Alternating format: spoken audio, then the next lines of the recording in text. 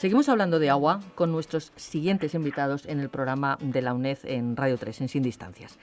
Enrique San Martín es profesor de Economía Aplicada de esta universidad, de la UNED, es Accessit, premio tesis doctoral, cátedra AQUAE de Economía del Agua en el año 2014. Tiene numerosas publicaciones en torno a este campo de análisis y es, entre otras participaciones, es miembro del Grupo de Investigación de la UNED en Economía Política Internacional y también forma parte del Grupo de Investigación del Tajo de la Universidad Castilla-La Mancha. Buenos días, bienvenido de nuevo. Buenos días, Isabel. También nos acompaña Oriol Bellot, se encuentra en Barcelona, estamos hablando con él por teléfono, es director de proyectos de Suez Agricultura, es ingeniero industrial por la Universidad Politécnica de Cataluña, es titulado en Economía por la UNED, acaba de recibir además el premio Cátedra AQUAE de Economía del Agua por su trabajo fin de grado 2018 en materia de Economía del Agua. Bienvenido, enhorabuena y gracias. Gracias por la invitación a todos. El título de su trabajo, del trabajo de Oriol Bellot, es Recuperación de costes en la política de aguas, la Directiva Marco en perspectiva 2000-2018, intenciones, realidades y propuestas de futuro. Quiero apuntar que el profesor Enrique San Martín ha dirigido este trabajo fin de grado de Oriol Bellot. También felicitaciones por esta contribución. Gracias. Bueno, pues vamos a hablar en pleno proceso de evaluación de la Directiva Marco del Agua. Es muy oportuna precisamente esa revisión que en parte se hace en su trabajo de los resultados en estos 18 años desde que fue aprobada. ¿Por qué ha elegido este trabajo? Y también me gustaría incidir en una cuestión que yo creo que es importante, que es ese perfil de Oriol Bellot como profesional, con muchos años de experiencia en este campo, también como ingeniero industrial y también como titulado en Economía. ¿Por qué ha elegido este trabajo en particular? Bien, yo por generación soy un poco hijo de la Directiva Marco del Agua, ¿no? Terminé la carrera en el año 99, me puse a trabajar ese mismo año con una beca en Holanda en temas de tratamientos terciarios y demás, y en el año 2000 pues apareció la Directiva Marco y para todo el sector pues fue un momento de gran esperanza y bueno, un regalo prácticamente caído de Bruselas, en el sentido de que ahí se metía pues todos los instrumentos de gestión y de visión integral del recurso que los profesionales habían estado largamente demandando, ¿no? Yo he estado trabajando más en temas técnicos, sobre todo en depuración, en una primera parte de mi vida, y luego más en desarrollo de negocio internacional, y últimamente más en temas de regadíos, también en internacional.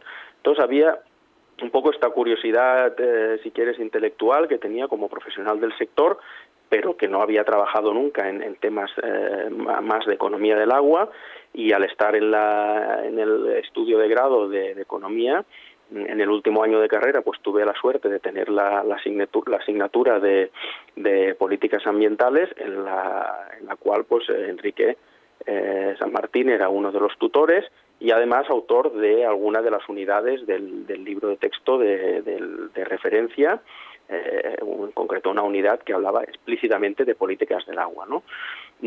Terminada la última asignatura en febrero, pues me dirigí a él para hacerle una serie de propuestas del trabajo de fin de grado, y la verdad es que conectamos muy rápidamente. Yo esas inquietudes, que al final eran temas casi personales, vi que las compartía alguien pues de solvencia académica y que quizás había estado más cerca de este tipo de estudios que yo, que había estado más en el campo técnico profesional, con lo cual pensé, bueno, no estoy loco, vamos a empezar con esto. Hicimos un guión, la verdad es que muy ambicioso, como veremos más adelante, pero él en todo momento pues me apoyó y vio que tenía sentido el estudio y que entonces lo que faltarían serían horas y a ver si vamos a llegar, ¿no? Porque el trabajo de grado de la UNED pues está muy comprimido. Desde Bolonia, al final es un cuatrimestre, pero un cuatrimestre que le llamamos cuatrimestre, pero que son un mes, prácticamente un mes y medio de trabajo. Si quitas la parte de lectura y bibliográfica y la parte más de puesta en forma y formatos y demás, no sé si coincidirás, Enrique, pero es un mes y medio de producción a tope, ¿no? Sí. Entonces, bueno, esa es un poco la génesis del trabajo, esta bueno, curiosidad desde el sector y también una parte de ignorancia de bueno que ponía la Directiva Marco, que se ha cumplido, que no, y a ver si éramos capaces de incluso proponer hacer propuestas, ¿no? Si habíamos encontrado pues fallos o faltas en la aplicación, ¿no? De aquí viene un poco el estudio. Ese sería el objetivo, Oriol Bellot, el objetivo principal, muy resumido, el objetivo del trabajo, el planteamiento principal de su trabajo, ¿cuál es?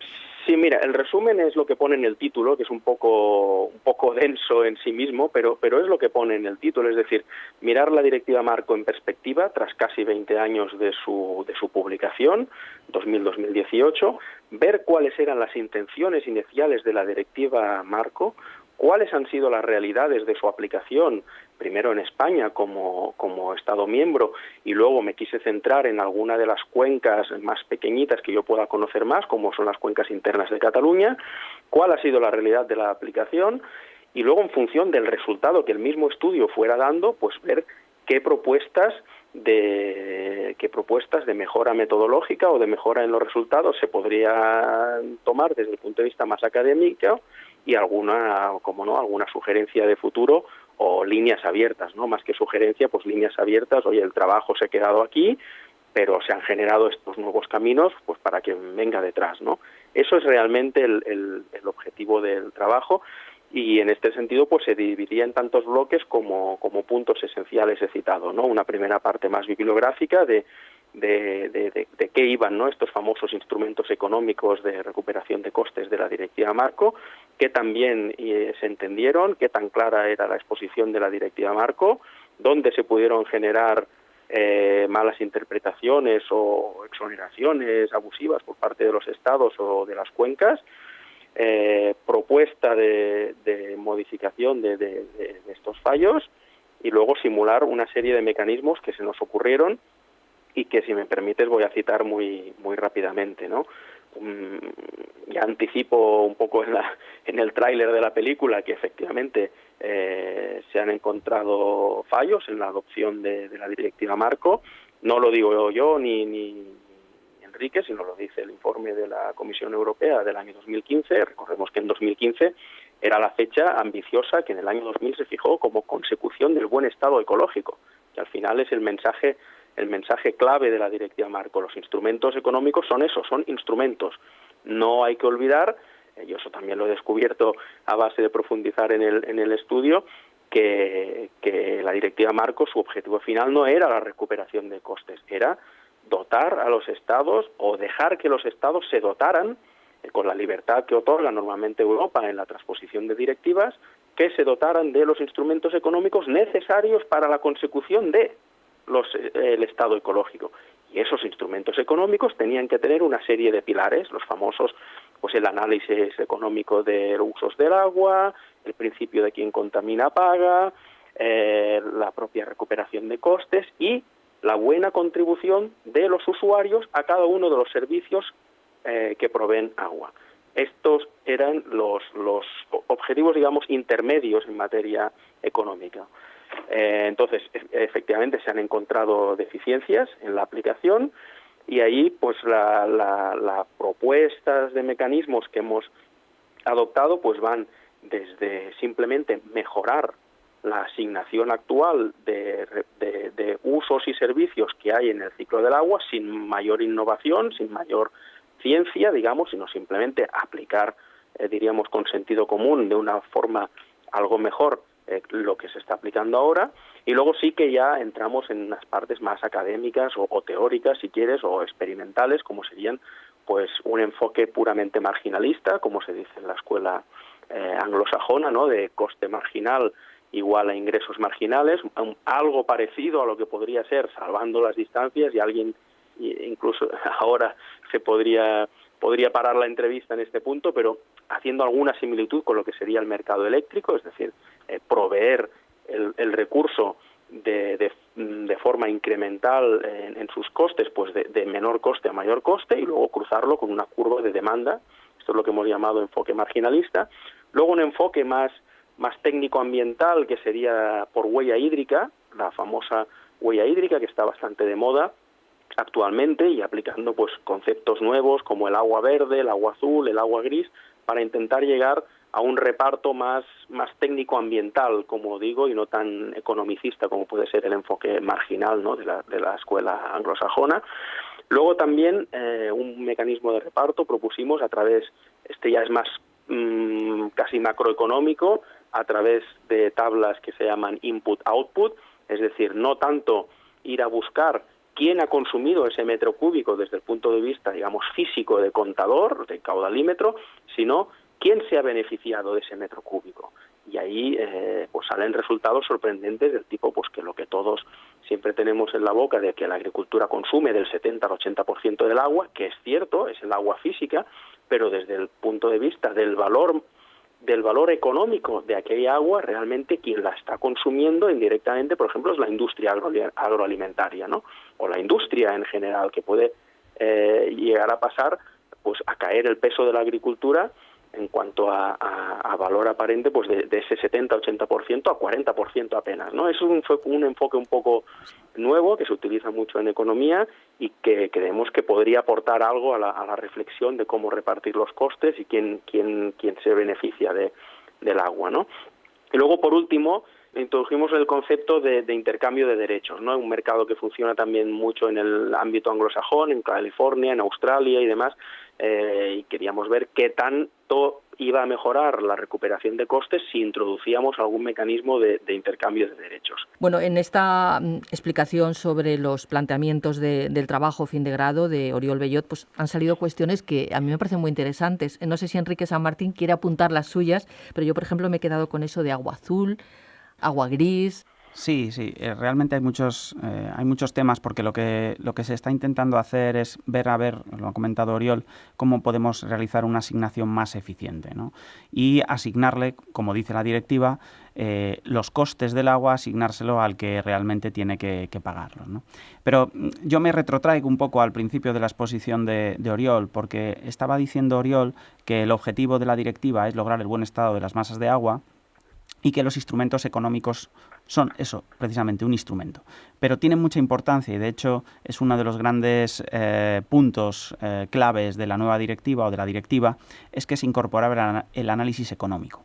¿Cuál es el problema que hay? El problema que hay es que es un problema económico de toda la vida, ¿no? De la primera clase de economía, ¿no? Estamos ante un recurso escaso. Si el precio del recurso escaso no es suficiente, se gasta en exceso y se usa en exceso. Entonces resulta que estamos ante un recurso fundamental para la vida y que, como no se le da el valor económico suficiente o necesario, estamos haciendo un consumo ineficiente, ¿no? Entonces, por eso la Directiva Marco de Agua lo que intenta es pongamos bien el precio del agua, porque si ponemos bien el precio del agua, entonces será más fácil hacer una distribución correcta del agua entre los diferentes usuarios. Un aspecto fundamental. Oriol Bellot, ¿qué conclusiones fundamentales, de forma resumida, ha sacado usted en este trabajo que nos ha presentado hace un momento? Mira, son conclusiones un poco tristes, ¿no? Realmente, pues yo partía desde mi ignorancia de no haber profundizado en el tema y también, lo voy a decir, de algún prejuicio o de alguna idea preconcebida del tipo de que, por ejemplo, en las cuencas internas de Cataluña se había avanzado mucho más en la directiva del marco de lo que se había hecho en el resto de España, ¿no? ¿Qué he visto en el estudio? Pues que una conclusión principal es que, si bien es cierto que en Cataluña quizá cronológicamente se empezó antes, ya se está en el segundo ciclo de plan de gestión de cuenca, cuando la mayoría de cuencas españolas está en el primero, en temas como depuración de aguas residuales se avanzó, incluso se anticipó, ya son planes de los años 90, los resultados son, si me permitís, igual de mediocres. En el sentido de recuperación de costes no se ha avanzado.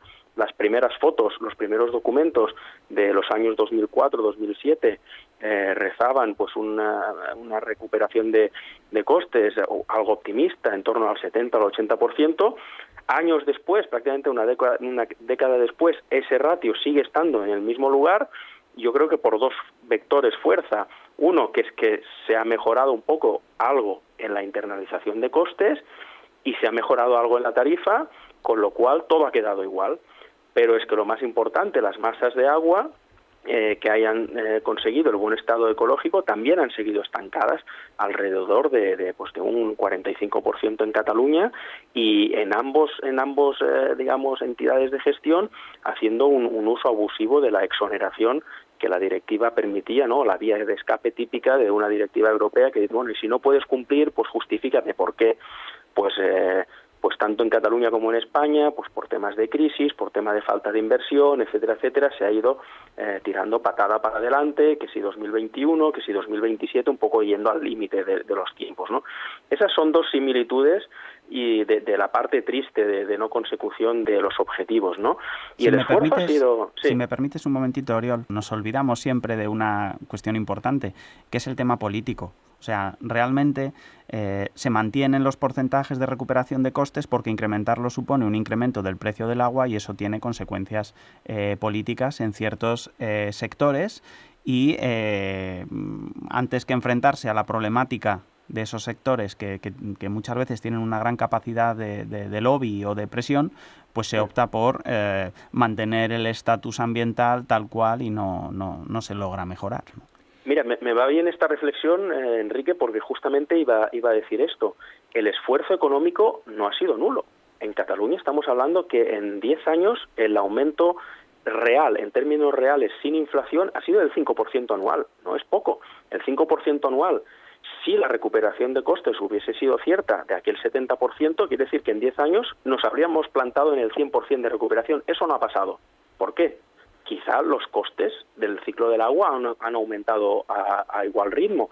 Yo eché algún cálculo en el trabajo y, por ejemplo, el incremento del coste de la energía ocurrido en España a un ritmo del 10% anual, si eso pesa en las facturas de las empresas distribuidoras o productoras o organismos de cuenca o quien esté sufragando los costes en un 30 o un 40%, quiere decir que, no me quiero perder en números, pero que de la parte costes, la parte de energía nos ha estado un poco chupando la sangre, ¿no? Y que el esfuerzo tarifario, que es cierto que políticamente nunca encaja bien, pero que yo creo que sí que se ha hecho, repito, un 5% en términos netos en Cataluña y un 4% en España en plena crisis. Yo creo que es apreciable este esfuerzo por la vía de los ingresos, pero no ha sido suficiente ni por la vía de la inversión.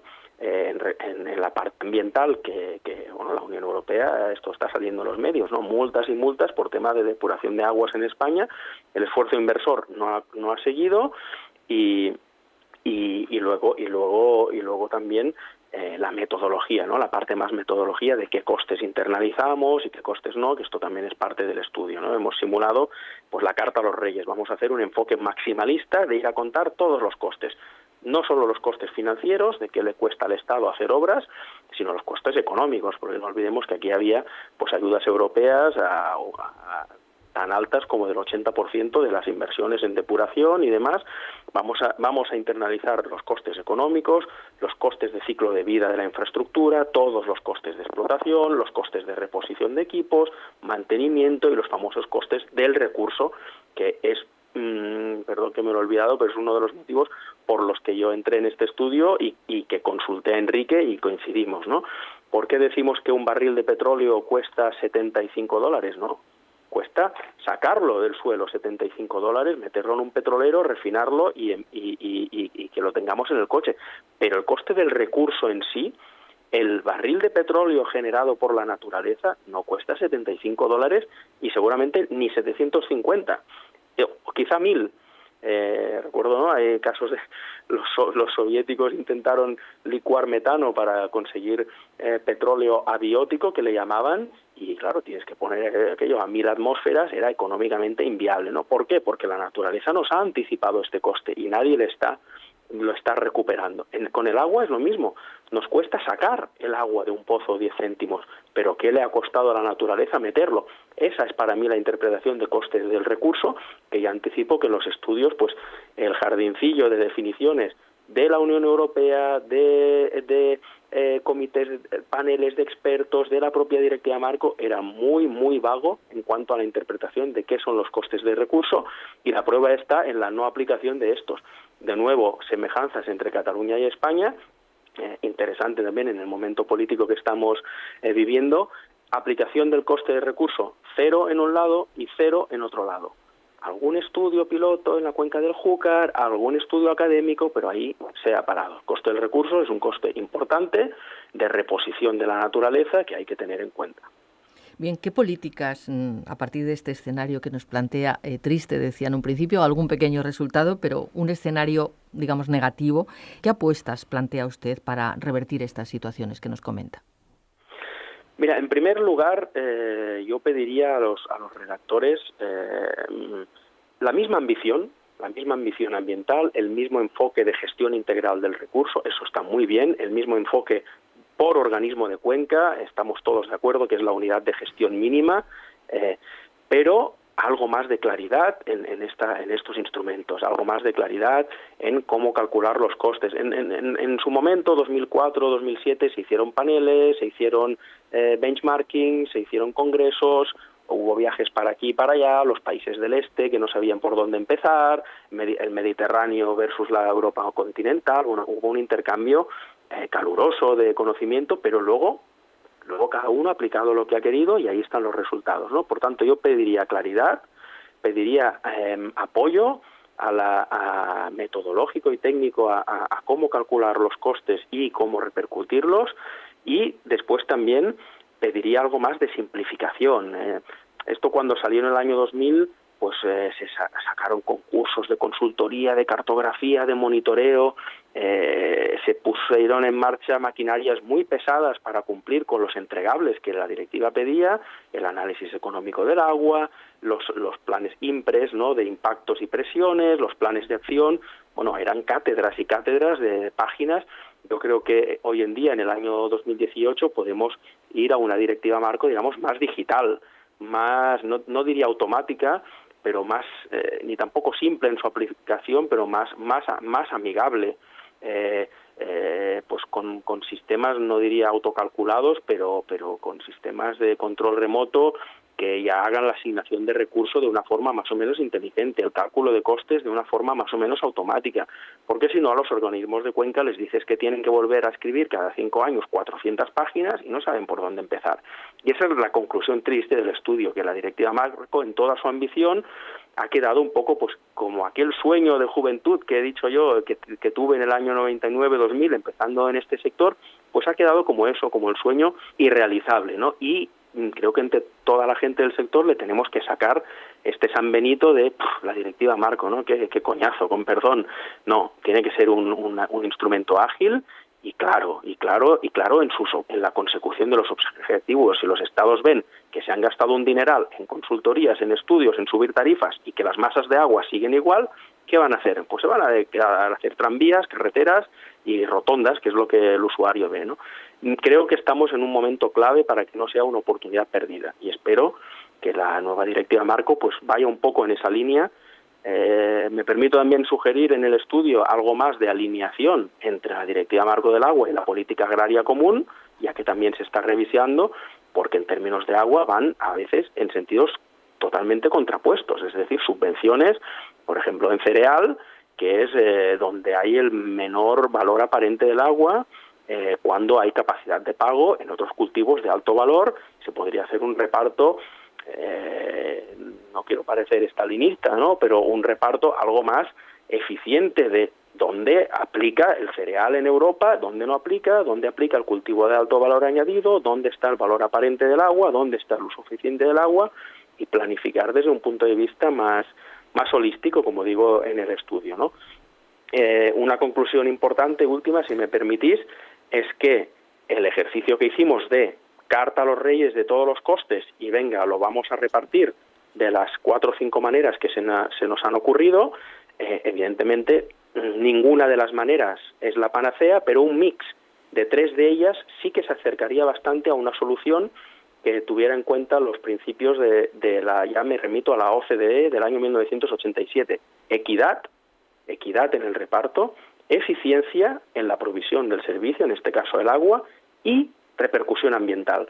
Estos 3 principios pueden ser recogidos en un mix de repercusión de costes que tenga en cuenta 3 de los mecanismos que he citado. 1, la provisión del recurso bajo la forma de una curva de costes marginales, es decir, el organismo de cuenca tiene que ser capaz de simular qué agua pone primero en el pool, qué agua pone después, lo digo por temas pues como la desalación, la reutilización, es decir, no poner el carro antes que la mula. Eso la provisión tiene que ser por costes marginales, pero luego el reparto tiene que empezar a tener en cuenta mecanismos que hemos citado, como por ejemplo la huella hídrica o las tablas input-output. Las tablas input-output son importantes porque nos acercan a lo que en economía se llama la propensión marginal al pago, es decir, ese cliente industrial de la industria farmacéutica, ¿qué me podría llegar a pagar por mi agua? Bueno, pues que pague una parte más importante porque le está dando más valor. Ese mecanismo de reparto hay que empezar a incorporarlo. Y luego el tema de huella hídrica, ¿no? Me decías, Isabel, el tema del agua gris, ¿no? El agua gris como indicador de qué tanto estás contaminando con tu agua. Ahí, igual que hemos exonerado a los agricultores de su San Benito, de que son los máximos consumidores, en cambio, con el tema del agua gris les damos, porque nadie está considerando los costes ambientales, por ejemplo, de la contaminación de acuíferos por pesticidas. Eso luego se lo come la empresa suministradora o el organismo de cuenca. Pues ahí ellos tendrán que contribuir según contaminen. Esa mezcla de tres mecanismos nos acercaría a un escenario de 100% de recuperación de costes, en el caso de Cataluña, prácticamente con un aumento de los ingresos del 150% para la cuenca, no hablo aquí de quién ingresaría esto, para la cuenca como un todo, un aumento también de los costes de otro 100%, porque internalizaríamos todos los costes, y una reducción del consumo, que aquí viene la parte dramática del estudio y donde empieza a fluir la sangre en las calles, que es que, como ha dicho Enrique, al aumentar el precio del recurso y hacer pagar lo que cuesta, se reduce el consumo. Se reduciría el consumo alrededor de un 30%. ¿Eso qué significaría? Pues la impopular medida de expulsar ciertos consumos del pool de servicio, por ejemplo, los regadíos menos eficientes, los regadíos de menos valor añadido, la industria más utilizadora de agua y con menor valor. Estos consumos quedarían expulsados. Esto generaría externalidades negativas, es decir, habríamos logrado internalizar los costes ambientales, habríamos hecho los deberes de la Directiva Marco, pero tendríamos manifestación en la puerta de agricultores en paro y una reducción del PIB primario y de gran parte del PIB industrial, un aumento de las importaciones de alimentos, en este caso de las cuencas internas de Cataluña, mayor consumo de petróleo para traernos maíz de Ucrania, y al final un enfoque holístico que estaría por ver si solucionamos por un lado y estropeamos por otro.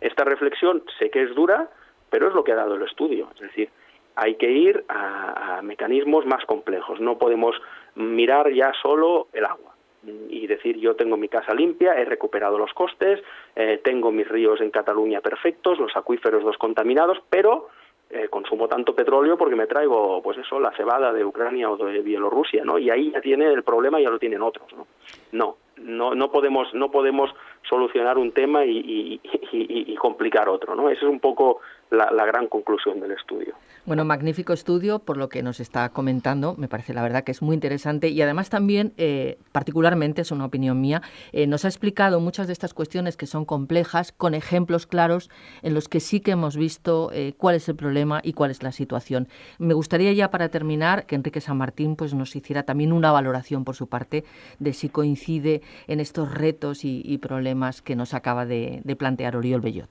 Sí, por supuesto, coincido plenamente. A mí sí me gustaría incidir en el problema de cambiar la forma de comportarnos. Yo siempre utilizo la forma o la palabra inercia, ¿no?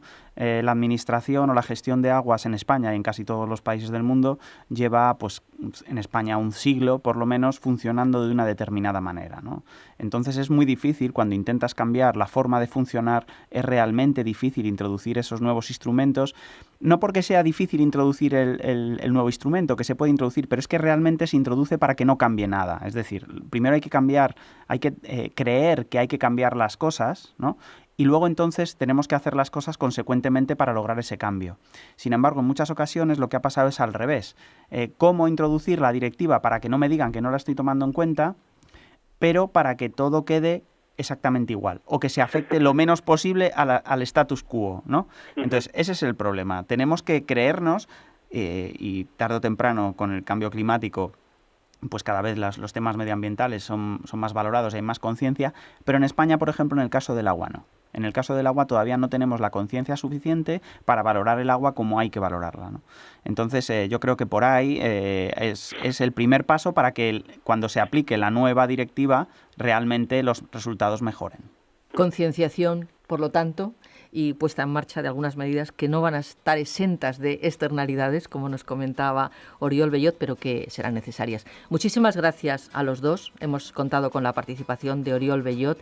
Es recientemente grado en Economía por la UNED, porque ya era ingeniero industrial por la Universidad Politécnica de Cataluña, hemos dicho, y acaba de recibir el premio Cátedra Aquae de Economía del Agua por su trabajo fin de grado 2018, titulado Recuperación de costes en la política de aguas, la Directiva Marco en perspectiva 2018, intenciones, realidades y propuestas de futuro. También gracias a Enrique San Martín, director de este trabajo y profesor de esta universidad, colaborador habitual en nuestro programa. Hasta una próxima ocasión. Gracias a los dos.